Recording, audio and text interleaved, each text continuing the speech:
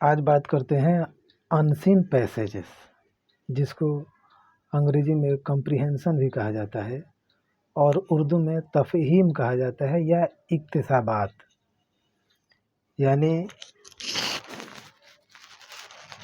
تفہیم کے بارے میں آج ہم ذکر کریں گے.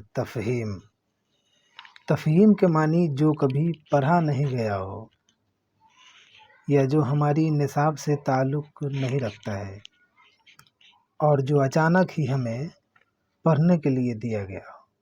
اکثر ایگزام میں B P S C, U P S C یا چھوٹے بڑے جتنے بھی ایگزام ہوتے ہیں وہاں پر ایک پیسج دیا جاتا ہے جس کو پڑھنے کے بعد نیچے دیے گئے پرشنوں کے اتر ہمیں دینے ہوتے ہیں. وہ کہیں پڑھی ہوئی چیز نہیں ہوتی ہے بلکہ وہ ہمیں اچانک سے ملتا ہے، جس کو پڑھنے کے بعد ہمیں اس سے متعلق جتنے بھی سوالات نیچے دیے گئے رہتے ہیں ان کا جواب ہمیں دینا ہوتا ہے. تو اسی کو ہم تفہیم کہتے ہیں یا اکتسابات کہتے ہیں یا انسین پیسیجز کہتے ہیں. یعنی جسے ہم نے کبھی پڑھا نہیں ہو اسے انگریزی میں کمپریہنشن کہا جاتا ہے، جو اچانک ہی ہمیں پڑھنے کے لیے دیا جاتا ہے.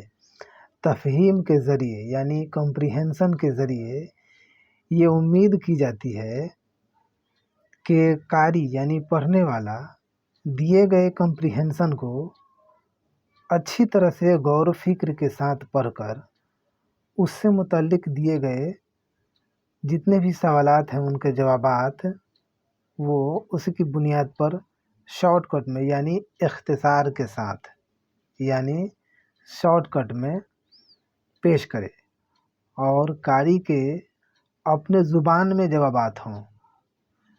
اس کے ذریعے قاری کی ذاتی صلاحیت یعنی وہ اس زبان میں کتنی مہارت رکھتا ہے، اس کی ذاتی صلاحیت اور اظہار خیال اور اس زبان میں وہ کتنا جواب دینے کے لائق ہے، اس کی صلاحیت کا اندازہ لگایا جاتا ہے.